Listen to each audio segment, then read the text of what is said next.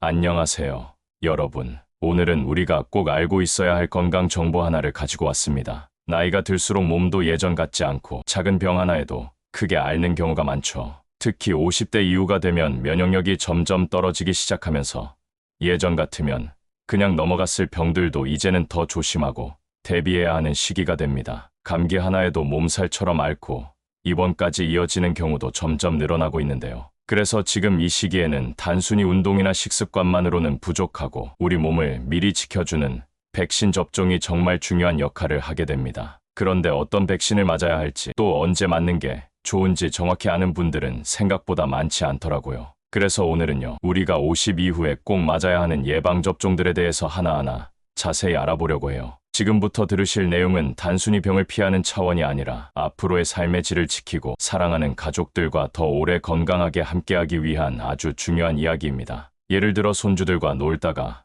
갑자기 열이 오르고 병원에 실려가는 상황, 여행 중에 갑작스러운 감염으로 일정을 모두 취소해야 하는 경우, 이런 불상사를 예방할 수 있는 방법이 바로 예방접종이에요. 그러니 이번 시간 꼭 끝까지 함께 들어주시고요. 메모도 살짝 준비하시면 더 좋을 것 같아요. 자, 이제 본격적으로 시작해 볼게요. 첫째, 독감 예방접종은 매년 꼭 맞아야 하는 필수 백신이에요. 사실 많은 분들이 독감을 감기처럼 가볍게 생각하시는 경우가 많은데요. 특히 50대 이후가 되면 독감이 단순히 열나고 아픈 수준이 아니라 폐렴이나 심장질환 같은 합병증으로 이어질 가능성이 높아지거든요. 예를 들어 겨울에 감기라고 생각하고 그냥 넘겼다가 폐렴으로 입원하신 분도 계셨고요. 또 어떤 분은 독감으로 인한 고열과 탈수로 기존에 앓고 있던 당뇨가 악화돼서 한동안 일상생활이 어려웠던 경험도 있었습니다. 심지어는 독감이 계기가 돼서 신부전 증세까지 겪은 분도 있었어요. 이런 상황들을 생각해보면 매년 가을쯤 독감 백신을 꼭 챙기는 건 우리 건강을 지키는 기본이자 시작이라고 할 수 있어요. 특히 만성질환이 있으신 분들이나 면역력이 떨어진 분들은 더더욱 중요하니까 가까운 병원이나 보건소에서 시기 놓치지 않고 맞으시는 걸 추천드립니다. 둘째, 대상포진 백신은 한번 맞아두면 정말 후회 없는 예방접종 중 하나입니다. 대상포진 겪어보신 분들 이야기 들어보면요, 그 통증이 너무 심해서 밤에 잠도 못 자고 일상생활이 완전히 무너졌다는 얘기를 자주 하세요. 어떤 분은 등에 띠처럼 물집이 생기면서 통증이 시작됐는데 이게 몇 달씩이나 지속돼서 고생하셨고요. 또 어떤 분은 눈 근처에 대상포진이 생겨서 시력까지 위협받았던 경우도 있었어요. 특히 면역력이 떨어지는 50대 이후에는 대상포진 발생 위험이 확실히 높아지니까 예방이 정말 중요하죠. 대상포진 백신은 12회 접종으로 효과가 오래가고요. 특히 50세 이상이 되면 누구나 맞을 수 있으니까 건강검진 받으실 때나 병원 가실 때 꼭 한번 여쭤보시는 게 좋아요. 이미 대상포진을 한번 겪으셨더라도 재발을 막기 위해 맞는 게 권장되니까 나는 이미 한번 알았으니까 괜찮아라는 생각은 금물이에요. 셋째, 폐렴구균 백신은 폐렴뿐만 아니라 폐혈증이나 뇌수막염 같은 치명적인 감염도 예방해주는 중요한 백신입니다. 폐렴은 사실 독감이나 감기보다도 훨씬 더 위험한 질병인데요. 특히 65세 이상에서는 폐렴이 사망 원인 중 상위를 차지할 정도로 심각해요. 예를 들어 평소 건강하시던 분이 감기처럼 시작된 증상 때문에 병원에 입원하셨는데 알고 보니 폐렴이었고 치료에 굉장히 오랜 시간이 걸린 경우도 있었고요. 또 당뇨나 심장질환 같은 기저질환이 있으신 분들이 폐렴에 걸리면 그 질환도 동시에 악화돼서 회복이 훨씬 어려워지는 사례도 많습니다. 폐렴구균 백신은 종류가 여러 가지가 있어서 나이나 기존 접종 여부에 따라 어떤 백신을 맞을지가 달라지는데요. 13가, 15가, 20가 백신처럼 다양한 세대의 백신들이 있고 한번 접종하면 몇 년간 효과가 유지되기 때문에 꼭 전문가 상담을 받아서 본인에게 맞는 백신을 선택하는 게 좋아요. 넷째, 코로나19 백신은 이제 필수 접종 중 하나로 자리를 잡았다고 볼 수 있어요. 코로나가 처음 등장했을 땐 정말 전 세계가 공포에 떨었고 그만큼 예방접종에 대한 관심도 높았는데 요즘은 사람들이 좀 느슨해진 경향이 있어요. 하지만 변이 바이러스는 계속 생기고 있고 특히 50대 이후는 감염되면 중증으로 갈 확률이 확실히 높아지니까 여전히 긴장감을 유지하는 게 중요해요. 실제로 기저질환이 있던 분이 코로나에 걸렸다가 폐렴으로 악화돼서 중환자실에 입원했던 사례가 있었고요. 또 어떤 분은 후유증이 너무 심해서 몇 달 동안 일상생활이 어려웠다는 얘기도 많아요. 백신은 종류도 다양하고 상황에 따라 맞아야 하는 간격도 달라지기 때문에 보건소나 병원에서 본인의 마지막 접종 시기와 건강 상태를 확인한 후에 추가 접종이 필요한지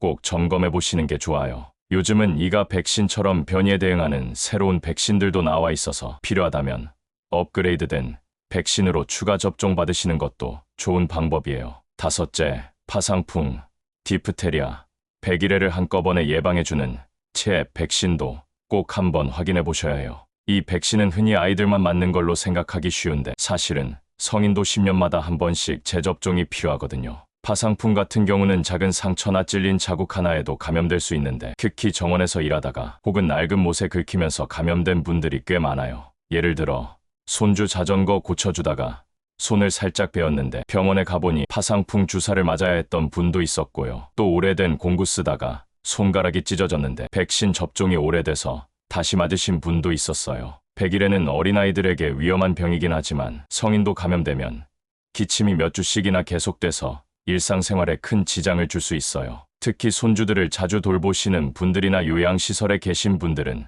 전파 위험을 줄이기 위해서라도 예방접종을 꼭 챙기시는 게 좋아요. 여섯째, B형 간염 백신 역시 체크해 보셔야 합니다. 많은 분들이 이건 젊은 시절에 다 맞았다고 생각하시는데 실제로는 항체가 생기지 않아서 백신 효과가 없는 경우도 있고 시간이 지나면서 면역력이 떨어지는 분들도 계세요. 예를 들어 회사 건강검진에서 간 수치가 높게 나왔는데 정작 B형 간염 항체가 없어서 놀라셨던 분도 있었고요. 가족 중에 간염 보균자가 있어서 갑자기 전염 위험에 노출됐던 분도 계셨고요. 또 어떤 분은 헌혈하려다 간염 항체가 없다는 걸 그제야 알게 되신 경우도 있었어요. 이렇게 자신도 모르게 위험에 노출될 수 있는 게 B형 간염이라서 특히 의료기관을 자주 이용하시거나 가족 중에 보균자가 있다면 꼭 항체 검사를 먼저 받아보시고 항체가 없다면 3회 접종으로 면역을 만들어 두시는 게 좋아요. B형 간염은 일단 감염되면 만성으로 진행될 가능성이 크고 간경변이나 간암으로까지 이어질 수 있어서 예방이 정말 중요하거든요. 간단한 혈액 검사로 항체 유무 확인 가능하니까 꼭 체크해 보시고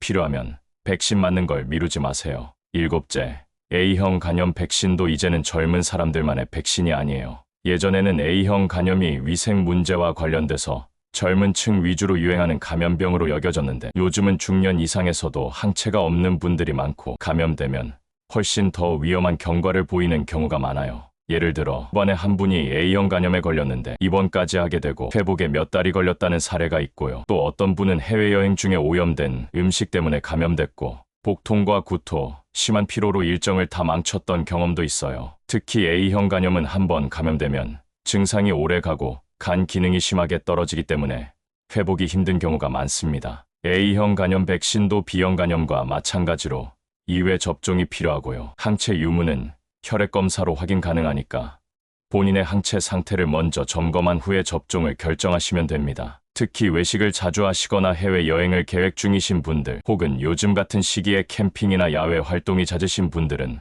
꼭 고려해 보셔야 할 예방접종입니다. 여덟째, 인유두종 바이러스 HPV 백신도 여성뿐만 아니라 남성에게도 필요한 백신이라는 걸 아셨나요? 흔히 자궁경부암 예방 백신으로만 알고 계시지만 사실 HPV 바이러스는 남녀 모두에게 다양한 질병을 일으킬 수 있어요. 예를 들어 입안이나 목 안에 생기는 구강암, 항문암, 생식기 사마귀 등도 HPV와 관련된 질환이고 중년 이후에는 면역력이 약해지면서 이런 바이러스성 질환에 더 쉽게 노출되기 때문에 50대 이후에도 예방이 중요해요. 특히 배우자와의 관계나 젊은 시절의 경험을 떠올리며 이제는 괜찮겠지라고 생각하실 수도 있지만 실제로는 잠복되어 있던 바이러스가 활성화될 수 있기 때문에 완전히 안심할 수 없습니다. 특히 여성분들은 정기적인 자궁경부암 검진과 함께 백신 접종 여부를 병원에서 꼭 확인해 보시길 권해드립니다. 아홉째, 대상성 파상풍, 일본내염 등 특정 지역 또는 환경에 따라 추가로 필요한 예방접종들도 꼭 고려해 보셔야 합니다. 예를 들어 농촌 지역에 거주하시거나 텃밭이나 야외 활동을 자주 하시는 분들은 들쥐나 진드기 등을 통해 감염될 수 있는 일본 내염이나 신증후 출혈열 같은 질병에 노출될 위험이 높아요. 실제로 시골에서 밭을 하시던 분이 갑자기 열이 나고 병원에 갔더니 신증후 출혈열로 진단받고 입원 치료를 받았다는 사례도 있고요. 캠핑 중 벌레에 물린 뒤 갑작스럽게 고열과 두통에 시달렸던 분도 계셨죠. 또 해외여행을 자주 다니는 분들은 여행 지역에 따라 A형 간염, 황열, 말라리아 같은 백신이 필요한 경우도 있기 때문에 미리미리 확인하시는 게 좋습니다. 보건소나 예방접종 전문 병원에 가면 본인의 생활 환경이나 건강 상태에 맞춰 어떤 백신이 필요한지 상담받을 수 있으니까 큰맘 먹고 한 번쯤 전체적인 백신 점검을 받아보시는 것도 좋은 방법입니다. 열째, 이제 마지막으로 꼭 말씀드리고 싶은 건 백신이라는 게